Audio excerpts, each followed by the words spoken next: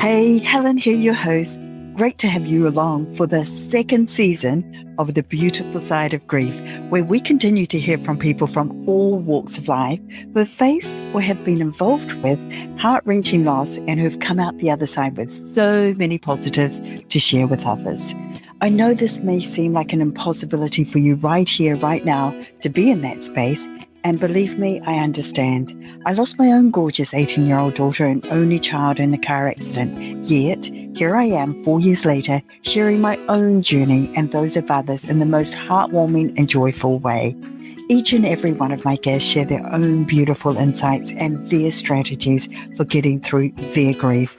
And through these stories, I hope you'll find your own way to deal with your grief in whatever form that may take.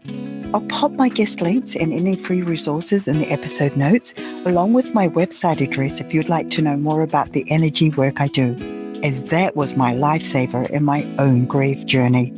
Don't forget to subscribe and like so you can keep informed of each weekly episode. So now let's see who our guest is this week. My guest on this episode of The Beautiful Side of Grief has had a fascinating life. Aaron Young is an Australian who went to work in South Africa, then Zimbabwe. He worked a dream job as an elephant behavior specialist, where he tracked, filmed, created, and shared their stories for 6 years. That in itself would make a fabulous podcast, though that is not what we're discussing today. Aaron got caught up in trying to fight a system as a foreigner that didn't end up well for him. There's a big backstory to all of this, though the bottom line is that he ended up back in Australia without his young children.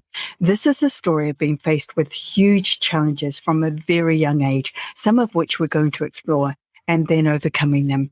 Aaron has had to look deeply within and find the positives in situations that would get the better of most of us. He now uses his vast experience of his own mental health labels and situations to guide and support others as a business mentor and coach. What we're discussing today with Aaron is another form of grief where you are separated from your loved ones. And this is an important area to be discussing, as I read of many accounts where families are left with no choice or no right to see their grandchildren in particular when a death occurs of a son or a daughter and their relationship with others is altered. It's heartbreaking stuff. So I'm looking forward to Aaron sharing his insights and wisdom with you, and I hope the information he shares can help you with your own grief, however that may look. And as always, I wish your own journey to be filled with love, happiness, and hope. So thanks for joining us. So Aaron, it's an absolute pleasure and great to have you here with me to be able to chat about this different form of grief, which I think of as a living grief. That's my definition of it, because through circumstances, you've been separated from the ones you love. And I believe it can be as heartbreaking as physically losing them. Wow.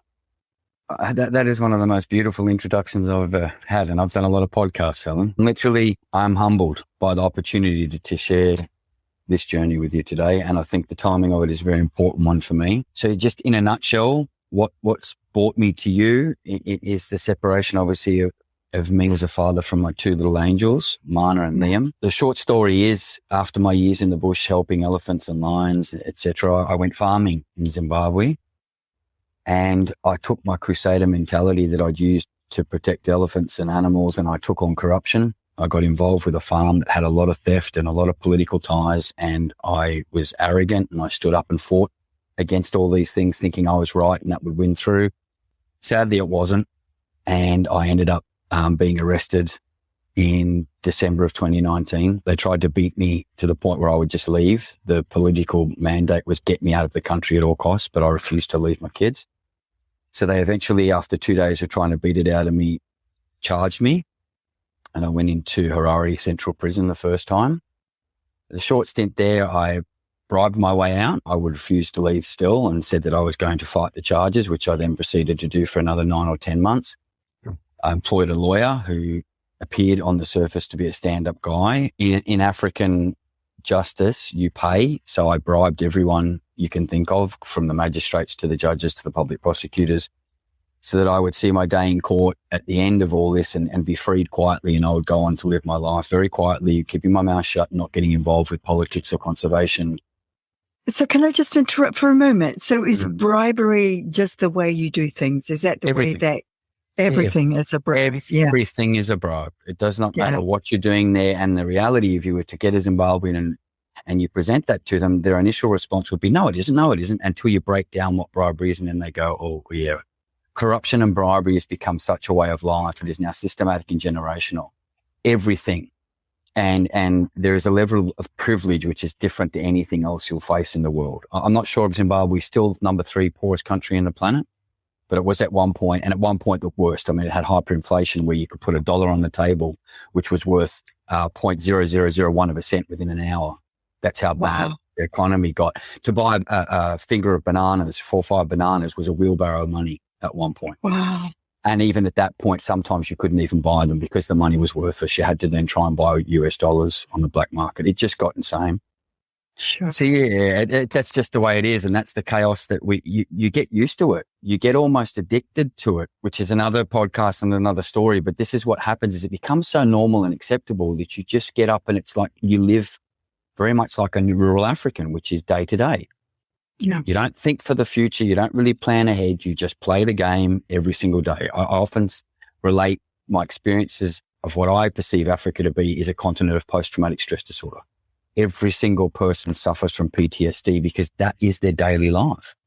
Yeah, it's survival, isn't it? Yes, it's a survival. And when we're forced to just be in survival mode, that would be the symptoms of PTSD. If you look at what we call it, is that hypercortisol, adrenaline running, constantly in the, I must stay alive. Where do I get my water? So it's that same thing. So at the end of my 10 months of court and all that money paid, tens of thousands of US dollars, instead of going and walking out of the court a free man and going home to my kids, I was set up by my lawyer who hadn't paid all the bribes to the right people. And I later knew very well I was never going to walk free that day. And I went back down into the cells and I was thrown back into Harare Central Prison again. Fighting the whole way because I still believed I'd bribed everyone. So I thought it was just an accident, a mistake. And I found out 2 days later it was no mistake. He bolted and he'd taken the money and now there was a chase for him. They wanted me in for 10 years. And I was prepared to fight it because, again, I'm not necessarily the brightest spark at times. And one day the mother of my children came to visit me because I kept visitors out of prison if I could. I didn't want people in there. She saw the state I was in, which was barely dressed in winter, which reaches sort of 3 or 4 or 5 below zero, and said, you're not staying here. So she cut a deal with the immigration department outside. Money was paid, a ticket was purchased, and one day they turned up at the prison and said, you're being forcibly deported. Okay, so that's how you ended up back in Australia. Yeah. And that was, and at this point, the kids don't know. They still to this day don't know I went to prison. They were told I was in the bush working with rhino the first time, and the second time I was working with elephant. What ages were they when all this happened? Just before 6 and just before 4, a couple of months before their 6th and 4th birthday. So, they still don't know.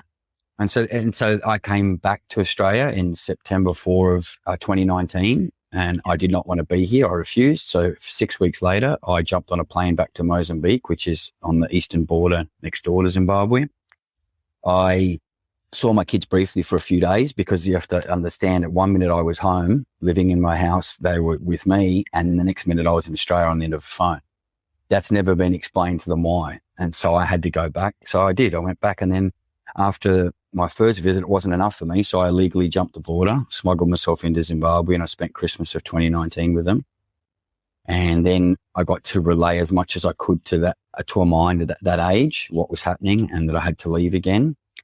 And so, I returned back to Australia January 20, but the last time I hugged my kids was January 4, 2020. That's so hard. That's so, so tough. And take any part of what you've just told us, and, that's going to be a situation that's going to test everything within you. But I think not being with your kids, that's the one that really pulls on your heart, isn't it? Oh, so did you think you were going to have your partner come and join you, or what happened next? Yeah. So when I went back and I smuggled myself into Zimbabwe, I didn't warn them. So I literally just went across an old cattle path in a place called Espanga Beira in Mozambique. knocked on the gate one day and the whole family just dropped. I mean, they didn't expect me to legally cross a border. They did, they knew I was a little crazy with the work I'd done. They didn't think that I was that crazy. And yeah, the mother of my kids, she basically just said to me, she said, look, I think you've done enough to prove that you deserve me following you. Now, I say this now, a year ago, I believed it. The more I look at it now, the more I remember that conversation. I think if I was honest with myself, I could see it was highly unlikely she was going to follow me.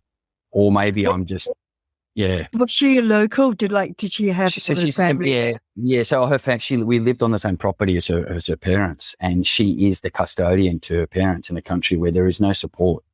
So her and her mother pretty much inseparable.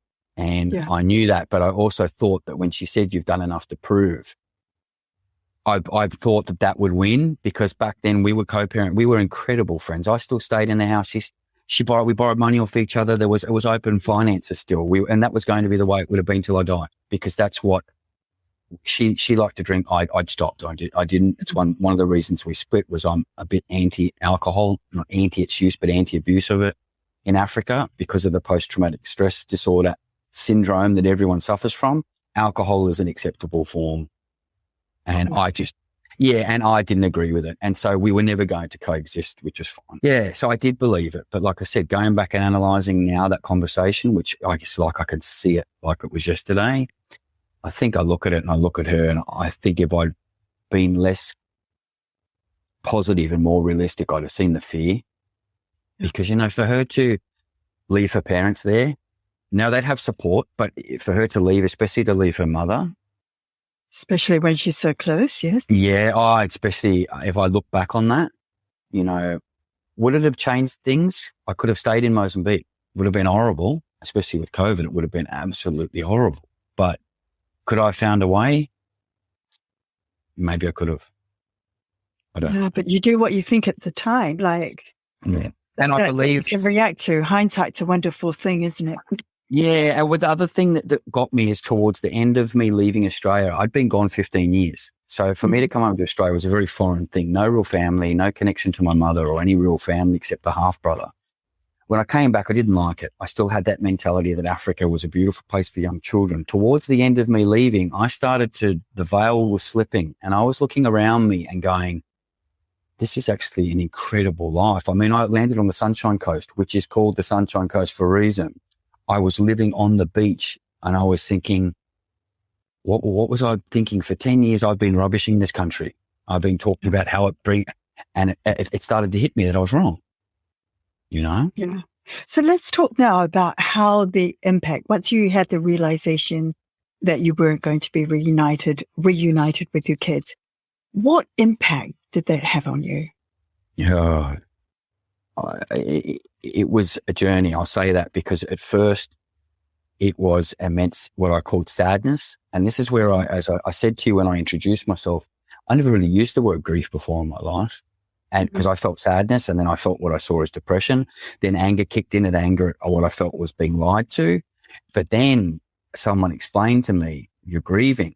And what was happening is every single day I was waking up re-grieving, and then I would meditate and do all these things that I do and that I teach people, do the tools I use, and then it would be I go to bed, anger would come flying back out, and then I'd start the day again and I would be like, what is going on? And I'd never in all my life's experiences, which are quite hefty experiences, had I ever been faced with this before. Which is weird. It took 47 years for me to face true grief, or what I felt or understood as grief anyway. So I don't want to stereotype because, everybody's an individual in that. But I do know, from us talking earlier that guys and males in particular will often not recognize grief as being grief. So it manifests and it gets masked in a number of different ways. And the research shows that only about 10% of guys actively will seek out help for their grief. And probably is a little more or less in various countries. But, that's still a pretty low statistic. You know what? You've hit something, just as you've said that, it's like a hammer blow to my head, is that, so I said it in the birth, I said it was a journey. And I think the truth is I experienced grief for almost my entire life. I think it took the loss of my children for me to fully understand grief. Yeah. And you've just pointed that out almost to the point where I'm about to cry. because I did from my early childhood feel these things. I just never was taught. So grief is a loss of yourself. It's abandonment. It's a loss of a childhood.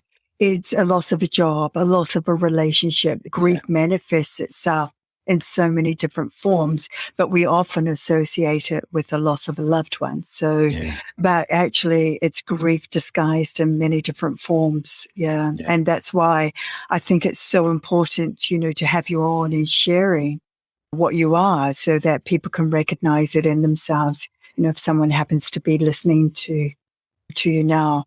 So how did you get your head around all of this? Did you have somebody supporting you? Did you utilize tools that had worked for you in the past? Share with us just what you did to turn this around. Yeah. So look, I was very lucky by this point that I'd met my incredible partner I'm with today, and she seemed to be able to know the right time and the right place to call me out. And now I'm very much one that invites challenge. I don't like to sit in that place for too long of feeling like a victim, like poor me. And so she has this beautiful ability to be able to poke and sort of prod me a little bit and get me moving so that I didn't sit still. Because if you sit still in it, it consumes you. It consumes me. It consumed me, I should say. And so she would do that, but she would also then know when to give me the space to sit in it. And so I was just blessed with this beautiful human whose presence allowed me to go back and use the tools that I'd used when I hit about 40. In a nutshell, my previous childhood experiences came back to haunt me. And I thought I dealt with the issues with my mother and my early childhood. And at one point I was asked to write my life story at around 40. And in that life story attempt, my abduction came to surface. Now, I'd had flashbacks of it most of my life, but I'd never acknowledged it and certainly never spoken about it and never gone into the details. So what age were you when this happened? 5. Sorry for interrupting. That's all right. I was 5 when that happened. And it came out. And when it came out, it let loose an almighty roar that I understood so much more about the decision-making and the path I'd taken in my life. And this is where I learned the power of tools like gratitude, meditation, simple breath work. And when I say simple breath work, literally just taking a breath. I take it further now, but these very simple tools. And the first one, and the one that I rely on most heavily, and the one that I teach, and I'm actually developing a program now for, and I would suggest anyone, is gratitude. Yeah. Gratitude is the medicine that will cure it will cure everything. And I promise you that if anyone knows my story, gratitude does cure it all. Now, it's not just a gratitude list and saying I am grateful. No. You've got to go into a lot more detail than that, and you've got to be persistent daily. But so give us an example. Well, I've had to do one today because my grief is hammering today. The last 4 days I've been in a terrible spot. So gratitude's become a very commercialized word. The idea of a gratitude list has become a very simplified, I am grateful for my car. I am grateful for my job. No. Let's use the car as an example. I am grateful for my car. Why? If you do not push into the why, gratitude is a waste of time, right? Then you've got to get that. Where's the physiological change in your body? So the car's not a good example. I use my son now. Mm-hmm. And I push into I am grateful for Hunter, and I'll write why, because of his beautiful blue eyes, because of his smile, because of him learning to practice his voice. And I will push until right now I'm getting the shivers through my spine. I push into the physiological feeling of gratitude, not the mental practice of it, because you can mentally practice gratitude very easily by writing lots of lists and looking around you and going, I'm grateful for that plant because it's green. No. There's no emotion in it. No, if you don't get that physiological feeling triggered, and then once you find one thing in your life, and children can be a beautiful thing, but it can be a cat, a dog, it can be stand out in the sun and look up, feel the sun on your face if you've got sun, or if snow is another one. Take your shoes off and feel the cold. Go into that one thing, and once you start to feel it, then your blinkers fly off and you start going, I am grateful for my partner. I am grateful for my stepson. I am grateful and everything starts to, and if you get overwhelmed, what grief does to me is puts blinkers on. And the longer I sit still in that grief, the narrower and narrower and narrower those blinkers become. Yeah. Until literally all I look at is everything I've lost. Yeah. all the things I am not, all the things I cannot give my kids, all the things I'm failing at in their lives, instead of opening them up and going, whoa, whoa, whoa, whoa. And I mean, so I start with just the obvious, Hunter, my baby, my beautiful partner, my stepson. But then once I get to that, I'm grateful that even though I only speak to my kids very rarely, I still get to speak to them. This is 2021. If this had happened in 1970, I would never, ever even know what was going on. Yeah. So I've got to go back to that practice. And that's why we can talk about tools, and there's tons of others I give to people, but this one in its simplest, purest form, and this is why I do free workshops with it. Gratitude is the greatest medicine on the face of the planet, but you got to work it. You got to work it. It's a muscle that if you stop working it, she sneaks off very quickly. She asks you to be dedicated and disciplined. But once you've worked it. I so get what you're talking about, gratitude, because, anybody listening to my podcasts and my episodes will know that was a huge driver in me and my grief. That was really what helped me turn the corner and be able to be in the position I am today, because I just chose to look at it from the positive and not focus on what I had lost, which was huge for me. A single mum losing her only child, that left one mighty big gap, and she was just dynamic. So she was just such a joy to have, but I couldn't change anything. So I had to find a way around it, and that's what worked for me. So I'm so grateful that you shared that with us, because I think that one thing alone can create huge shifts. Yeah. So let's just go back to, you talked about your mom, and you talked about that abduction, and then you also had a near-death experience around that age too. We're talking about this because these all embed a load of trauma in you, which often people don't realize that when you've already previously experienced, large degrees of trauma, when you have a massive grief episode, all that comes home to roost. Yeah. And I think that's what's happened. And I think there's been many stages in my life that I was given an opportunity to go back and look. But being a typical male, and I think also part of my addictive personality was adrenaline challenge, that I just kept setting the bar and moving. So I kept running from it. So it was chasing me and tapping me on the shoulder and saying, can you have a look now? And I'd be like, no, we got something to do. And I would go forward. Yeah. Sorry. What did you? So, like you had that's okay. Oh yeah, that's right. Yeah. Yeah. Yeah. So basically this is an interesting one, and I try not to talk about too much more because I'm trying to repair bridges with my mum. But my mother is an addict, is an addict, still an addict, just in a different form. My mother suffered heavy trauma somewhere in her life. She refuses to talk about it.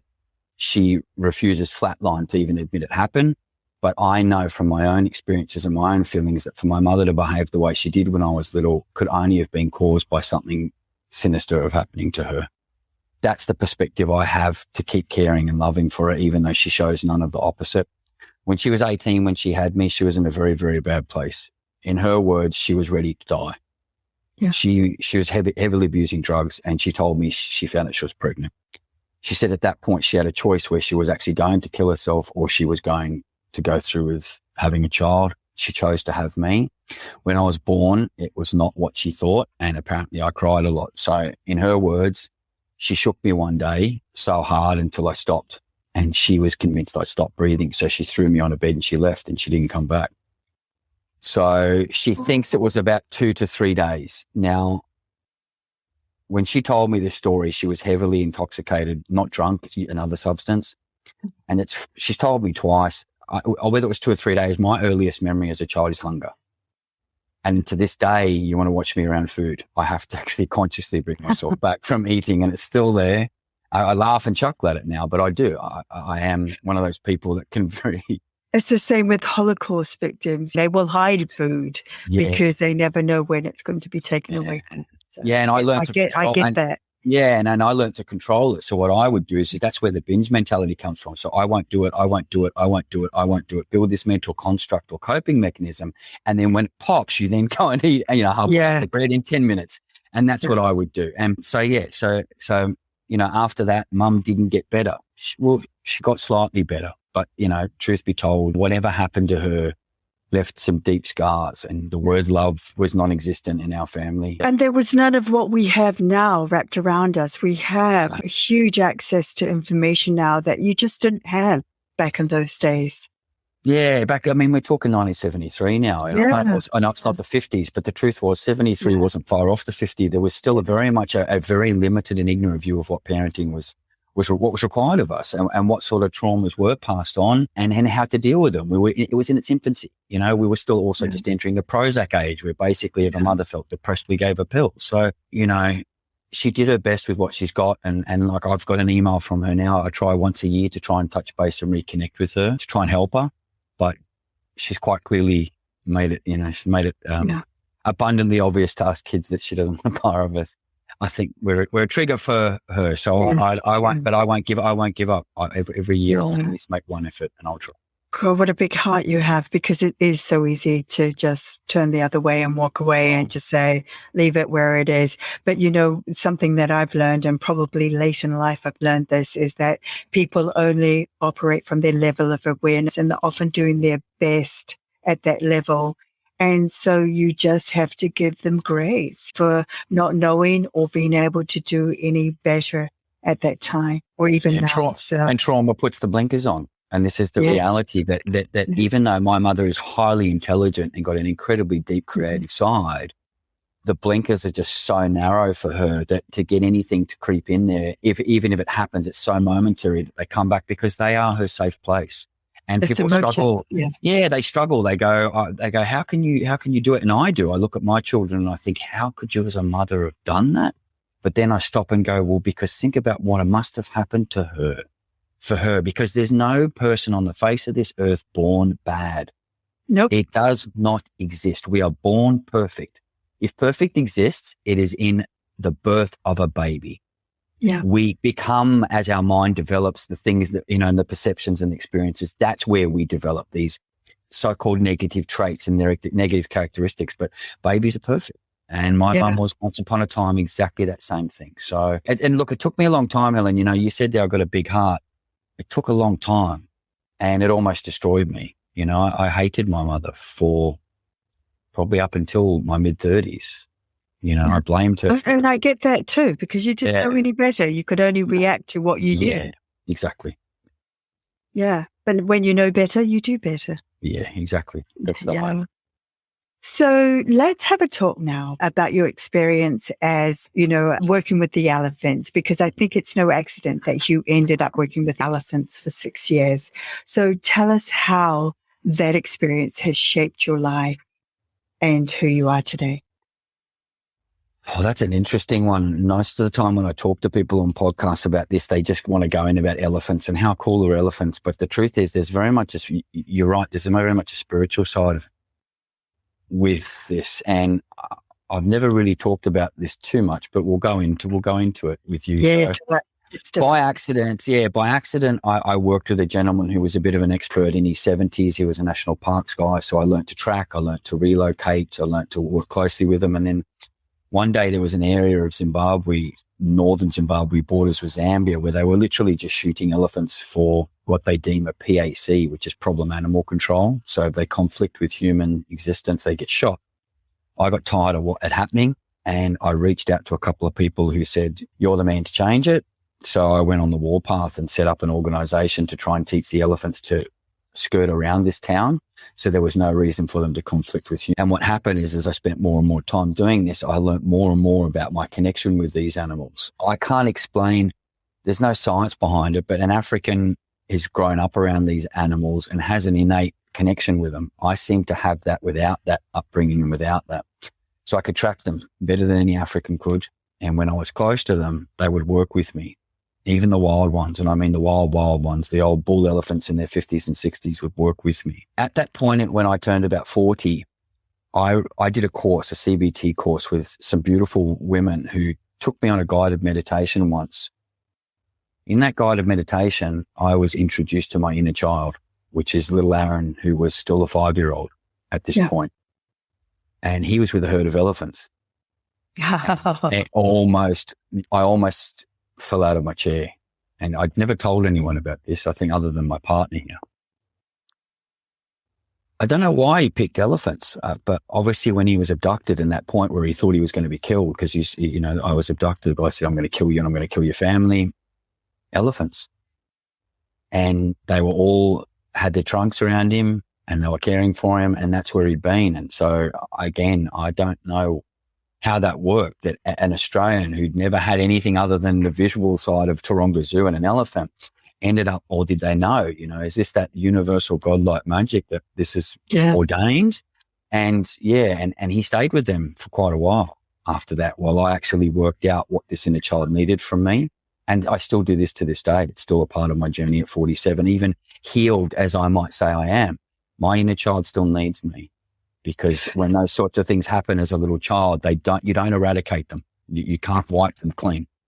So let's explore that a bit more, because, I do inner child work, and I actually believe it is so important, because at a very young age where your inner child presents, that's where it's at its most vulnerable often. And so there's a whole lot of protective measures that happen around that time that they put in place to be able to keep themselves safe from whatever happens in this world. Now, if you want to really get back to allowing somebody to live a joyous and happy life, you have to go back and make that inner child happy again and feel safe again. And you actually have to break down some of those barriers and protective measures that they've put in place that keeps them safe. So I'm a great believer you can do a lot of work on your subconscious from your subconscious mind, but at some stage you do have to go back and take a look at that inner child and help them to become happy again. So I'm so pleased you brought that up.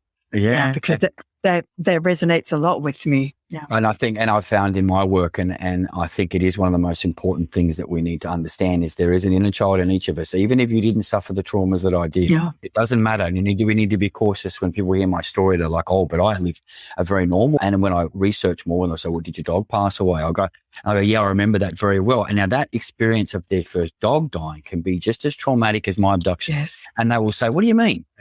Trauma is perspective based. Now, the stuff that I faced very young actually armored me to take probably a lot less damage from some of the other stuff post that.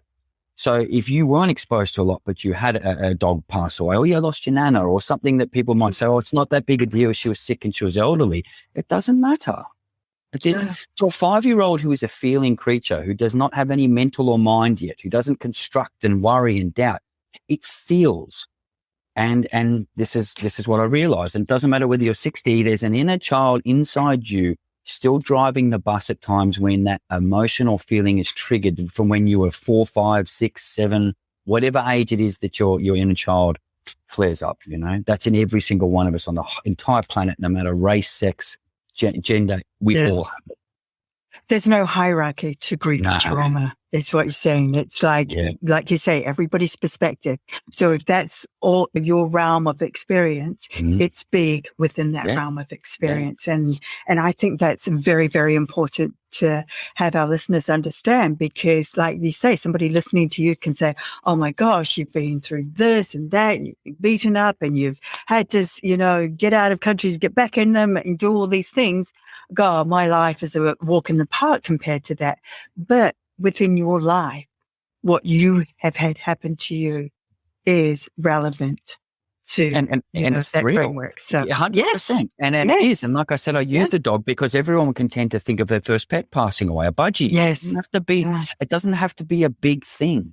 From when something you connect to. It's 100%. And if you try and measure yourself against me, then me talking's pointless, because my life is crazy. But if you look at it and you strip all that away and go, I remember really that day that I got told that my nan went, or my pop or my uncle or whoever it may be, look for it and be honest about it. And it doesn't matter. It's the same as the day I got abducted.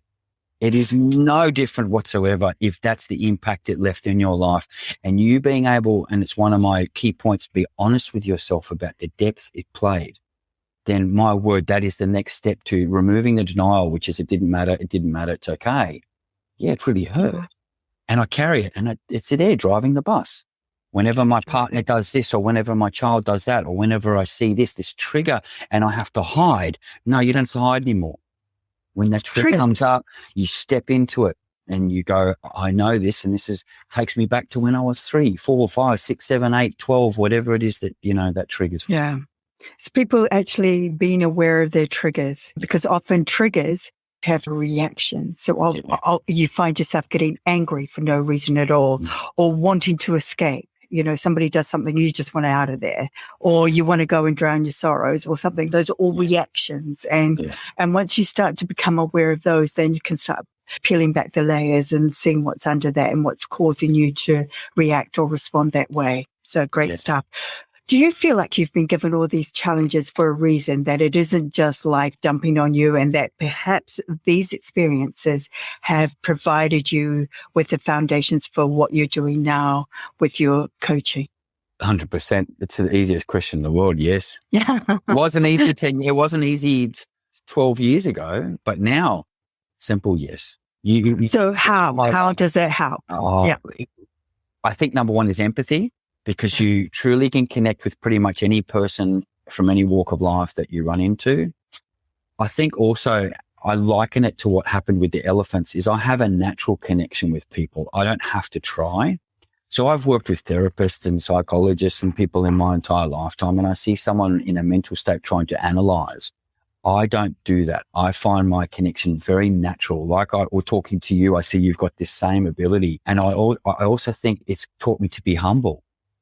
If you can believe it, of all the things that I've experienced and when you're humble, you're open to what life has to offer. And I don't know, I guess it's made me, it's humble. I'm going to say humble. I'm going to say stronger, and there's all these other words, and courageous, and these things come up. But you know what? It's that humility that allows me to be non-judgmental, so that when someone shares something with me, or I create that space where it does not matter what they say, they know they're safe. Yeah. That's that giving them an opportunity to be honest with themselves.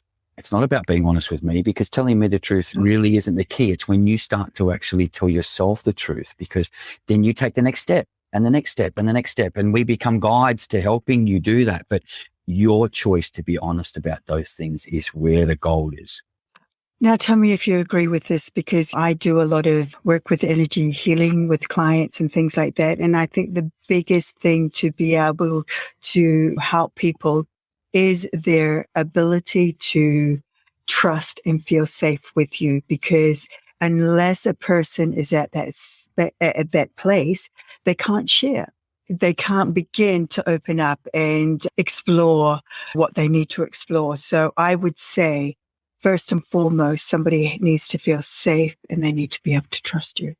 Yeah. And I think you've spot on. And just as you said that, I realize again, you asked me that previous question about how these experiences changed me. Now, what happened with my mother and that abduction created a sense of hypervigilance in me. So I had to walk through life continually assessing everything that was going on around me, because I was always looking to see if I was safe. Now, what that did, and you would think that's a negative, but what that did is it stripped me of a lot of the barriers that most people put up, because to be that connected and that hypersensitive to everything, to make sure I'm safe, I had to be connected to everything. So for many years, it overwhelmed me and hurt a lot, because I was always in the wrong place. I was always absorbing everything. But what's happened now is it's actually allowed me to create that safe place for people, because I instantly connect almost whether I have a choice. It's like almost like I have no choice. And again, 15 years ago, that was a curse to me. Now I see it as a gift, because what that does is gives people this freedom. Yes. To be truly who they are. And if that is that they feel absolutely like hell on earth, then that's the way they're supposed to feel around me, so they can embrace that and go, why? Not hide it, not go and drink more, not go and hide in family, or hide in work, or hide at the gym, or hide in running, or hide in drugs, or hide in chaos and drama, whatever you're hiding. I give them that place to break, I guess. And that's what I would recommend to anybody who is seeking help for their grief, is to find that person that they feel safe with, they can trust, who will sit with no judgment of whatever it is they need to share. And it's so important, because sometimes we go to counselors and we haven't got that connection. We just feel like we should be there. We should be sharing this, but we don't feel like we can, because there's a disconnect there somewhere. So if you feel a disconnect at any stage, It's okay. You can walk away from that and you can find somebody else. There's somebody out there who you're going to connect with. And it doesn't necessarily have to be a registered grief counselor or somebody like that. Sometimes it's just your best mate down the road where you can go and sit and chat over a cup of coffee or a cup of tea or whatever it is and just go blah. And that in itself, you feel safe, supported. So can't recommend that enough for people. Yeah, look for people that you can feel with, because it's one thing to talk about your story. It's a great thing for you to be able to go and talk, which is basically plugging into one of the four systems, which is your mind. But the problem is when you speak from the mind and the mind only, you basically can end up reinforcing the same story and actually feeding the victim within. Yeah. So whereas when you find a place you can feel, you're actually allowing that trauma, let's say that junk, to float up and move. Otherwise, we store it. And this is why we get physical injuries that pop up out of nowhere. But like my shoulder's been frozen for 20 years. You'll find that place where you could feel that thing and you'll be like, my shoulder, because personally, my shoulder was an issue for 20 years and there was no injury and it's gone. And I haven't felt it in about 8-9 years. So I use it as an example because if you talk and you talk to a counsellor or whatever it may be, you can actually do more harm than good. Like you brought up, sometimes the mate you can go and sit and cry with is going to be 10 times more powerful because it's the feelings that are driving the behaviors, the addictions, the sorrow, the whatever that's coming up for you. That's where it lives. This thing is just a computer program that repeats. And you're pointing to your...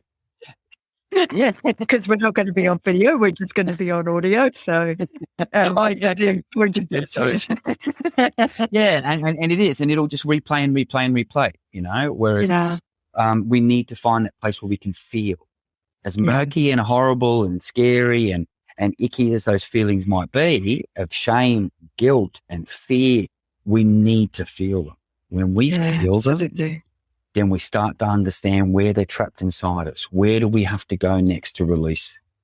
And they stop having the power and control over it. Yeah, when you face them head on or even just side on to begin with until you can face them head on. It doesn't matter how you do it, but once you start to recognize those feelings, you're on the way. And, and that takes a lot of courage and bravery sometimes to get to that place. Yeah. Yeah. So, share with us now where you're at with your kids. Where's that situation at? Okay. So in a nutshell, at the end of last year, I was trying to get the mother of my kids to sort the citizenship papers for my children because sadly, she doesn't believe they need to be citizens of Australia despite COVID. And so at the end of last year, I cut the money off, which for some people, when they hear it, they're like, well, what a horrible person you are. But the truth is with COVID in rampage, my kids not being to school properly in 5 months, I basically said, I want them citizens and I want them protected with Australian passports. And she just flat out refused. She also flat out refused to let me sit with my son 5 minutes a couple of times a week online just to talk to him because he was getting angrier and angrier at me. And I wanted just that face-to-face without his sister present because he was lashing out. She refused that. And then there was a series of other things she flat out just ignored and refused. So at December, I think it was, I stopped sending money. At that point, she basically decided, all right, well, if you're not going to pay me, I'm not going to let you talk to your kids unless they forcibly ask for it. So now I get I message them every day. So they wake up around 2:30 p.m. Australian time. So every single day there's a video from me saying morning to my kids. I keep it very simple because I think in the past, the mistake I might have made was I was showing them how I was living. And I think their mother took that as an attack on how she was living. So I've had to simplify and look at it from a compassionate standpoint that every time I show my kids the beach, she takes it as you're making it look bad here. Yeah. And I send them audio notes, good nights. I read them books every now and then. And if I'm lucky, at the moment, I hear from them sort of every 10, 12 days. I get a brief chat. My daughter more so than my son. So what ages are they now? 7 and 5. Yeah. Yeah. So yeah, my son, he just keeps screaming in the phone, when are you coming home?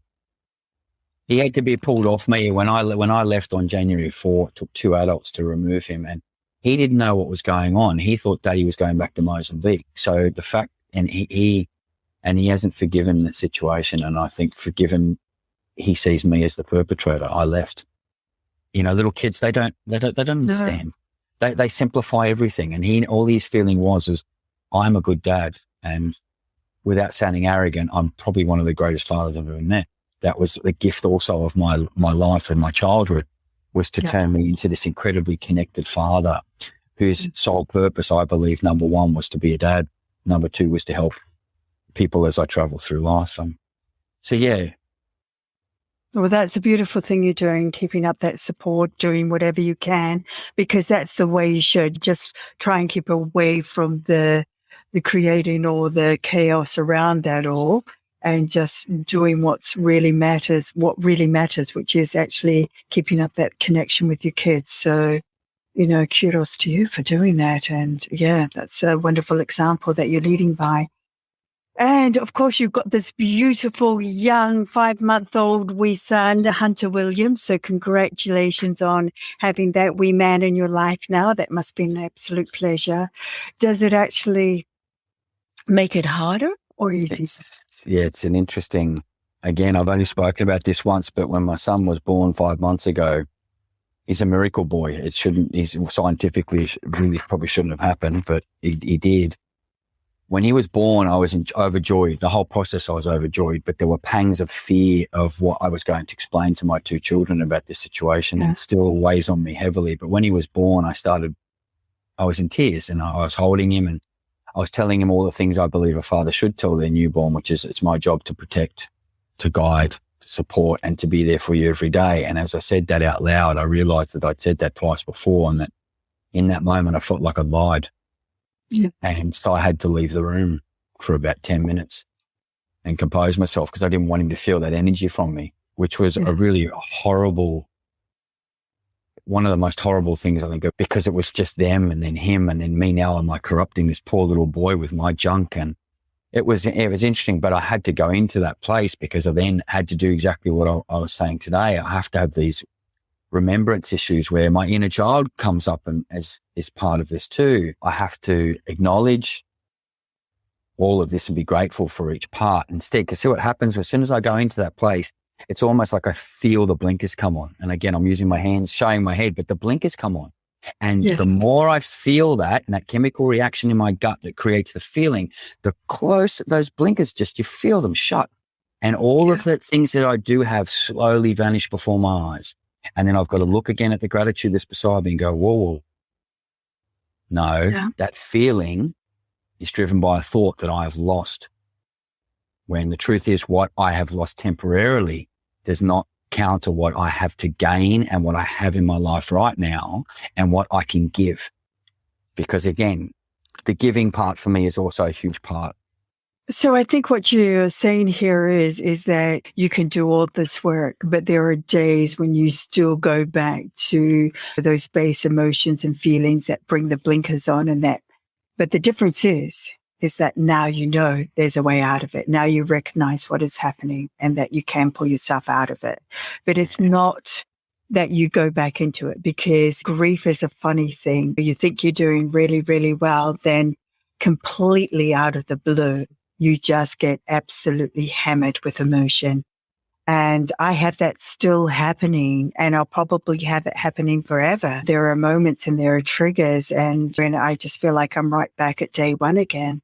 But, that's okay. And I just embrace them and recognize them for when they're happening. And then like you, then I say, okay, I've allowed myself to feel that, recognize that. Now I'm going to pull myself back out of it and carry on again. So it's not that we get over grief. We just learn to live with it in a different way. Yeah, and use it to empower ourselves. And at times, literally, like you said, sometimes I have to sit with it, because in that place of complete, I say grief, pain, whatever you're experiencing, there's lessons in there and there are reminders. We go back there sometimes because there's something that we've left down there too.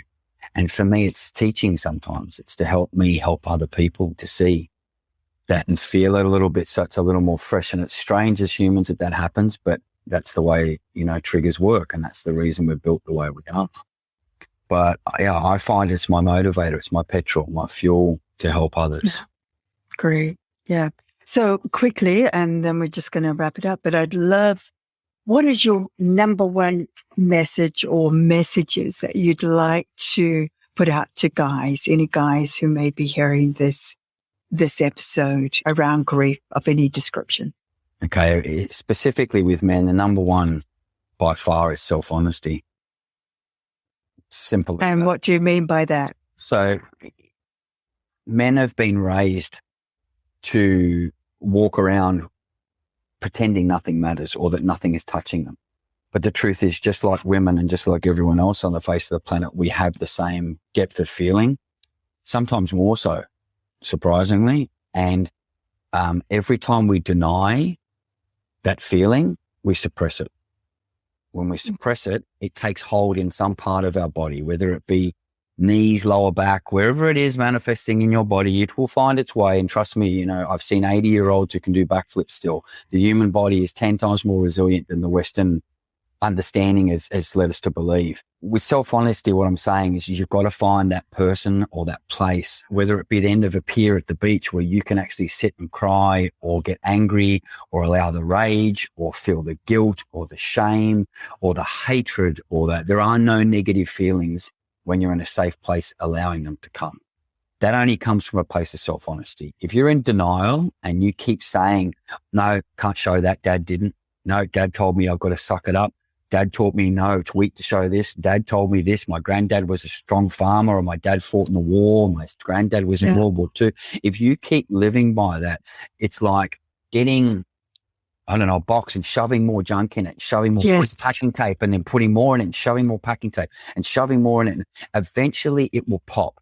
Now, if you're lucky, for most men, what we see is you get to your mid-50s and then you get that C word pop into your life, and that's cancer. Now, we could go into what my perspective of why we get sick at 55 and 60. My personal belief is the reason it's that age is because the packing tape pops open.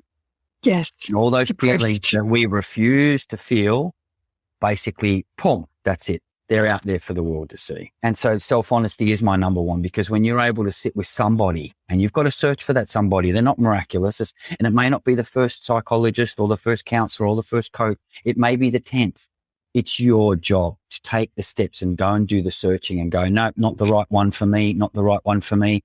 And when you find that person and you can say, I feel ashamed that, I am sad that, and then that comes up and then your gut triggers, just like the gut triggers the chemical reaction that produces happiness and euphoria, the gut will trigger that weight of depression and you feel it and you go, that sucks. I've been carrying that inside me for so long because I needed to pretend that I don't get sad. I needed to pretend that I don't get angry. I needed to drink to do, until you feel that. And that's self-honesty. That is the number one. And that's a human thing, not just men, but men specifically suffer heavily from these lies that they tell themselves. I think that's particularly true with Aussies and Kiwi blokes in particular. Seriously, we've got a long history of that. Yeah. But, I love what you're saying. It's about self-honesty and self-healing. Yeah. We all have it within us. And a lot of people don't realize we heal from within. And I know myself, I had chronic conditions from age 20. I was seriously, seriously unwell. And, nothing, hardly any of that exists in my life today. And that's because I no longer keep the rubbish inside. I've just let go of all that baggage. And that's a beautiful feeling. And you can too. If that's what you're experiencing, you can too. Now, tell me, what's the best thing that's happened to you today? Today, it's always easier to center around my son. I'm lucky at the moment. My business, I minimized it when we knew he was coming, and I spend every day being dad.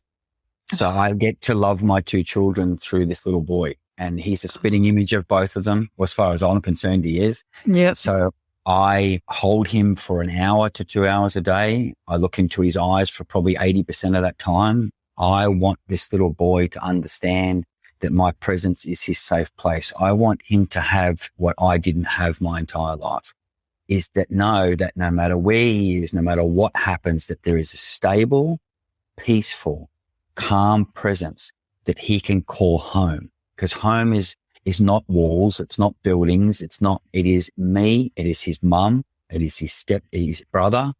It is even my two back in Africa. That is his home. Because when we need something, when we're at our lowest ebb, it is not a house that we turn to or a car. We turn to someone. We need to. And for those of us who don't turn to someone, that's what you need to start doing, is to find that someone, search for them, because it is in those connections, those sincere connections with other people, that you will trigger, just like Helen said, your own self-healing. Those people don't heal you. They bring out your ability to heal. Yes, they facilitate. Yes, guide, support, whatever word you're comfortable with. But you've got to search, and I want my son, and, vicariously through him, my children, to know that's what I am. That is so, so beautiful. I love that. Okay, when you're having a moment when it all starts to fall in on you, things turn to custard, what do you do to pivot yourself out of that? Well, look, I'm pretty regimented. I meditate pretty much 4 to 5 times a week. I teach, I do free workshops with men. I meditate and do simple breath work, which is a constant. But to be honest with you, it still blindsides me like it has the last 4 or 5 days. And you know what I haven't been doing the last 4 or 5 days? Gratitude. Even after years and years and years, I sat down just before I got on with you. And as I said, I was incredibly grateful for this, because you gave me this turning point. And I penned to paper, and instantly the blinkers flew off, and I just ran out to my partner and gave her the biggest hug and said, as she walks past my office right now, off she goes. And I came back down to earth. The blinkers shot open, and instead of looking at what I don't have, which is how I feel I'm failing my children, that I didn't get them here, that they're in an unsafe place and all that, it was all of a sudden like, Hank, they're loved. Is it an ideal environment? Not by my perspective, but by their mothers, it is. And they're safe as they can be. And the truth is, I can't change it right now. So if I spend my life focusing on what I've lost and what I can't change, I rob myself of all the things I can change. I rob myself of all the choices open to me. I rob myself. No one's robbing me. My mum's not robbing me. My family life's not robbing me. My abduction's not robbing me. I am robbing me. That is my choice as a 47-year-old.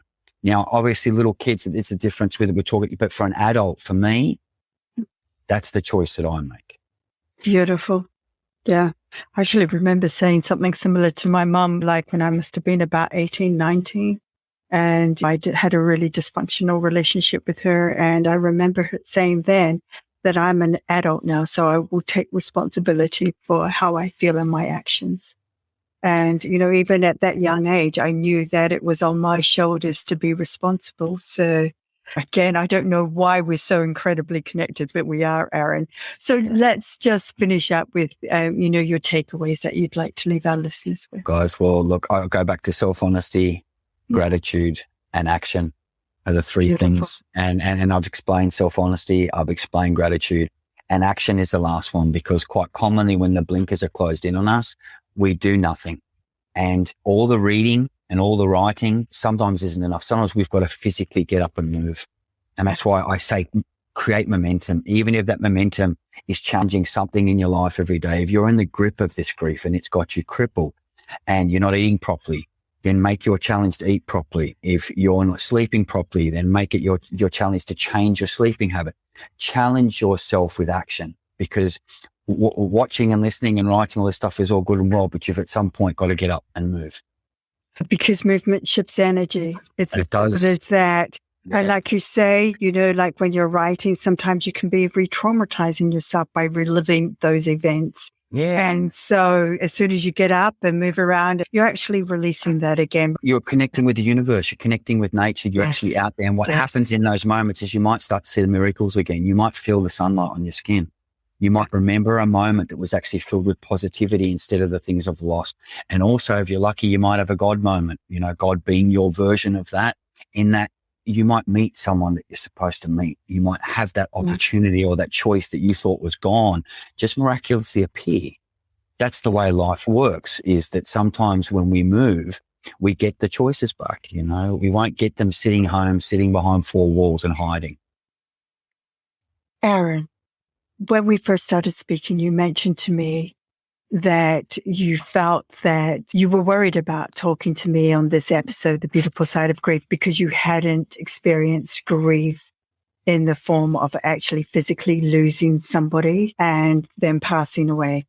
But, what you have shared with us today is phenomenal information just from your own personal experiences and your own journey. And like we mentioned, grief manifests itself in so many different ways. So it has been a very valuable episode for me to be sharing, because you have brought another perspective, another dimension, another wealth of experiences, and another wealth of how-tos to help somebody out there that may be listening that needed to hear your voice here and now today. So from the bottom of my heart, I thank you so very, very much. Thank you. I'm almost speechless. It's an incredibly humbling experience. This is what I'm a dad first, but secondly, my life and my experiences are to give back to others, and to feel such a warm moment of gratitude with you. You're bringing me to tears. I know. I'm borderline too, but I'm grateful for that, because this is why I live now. This is where my 47 years comes to this point now, where I can open up and be vulnerable. And if I can offer, especially a man, an opportunity to see vulnerability as a superpower, it's not a weakness.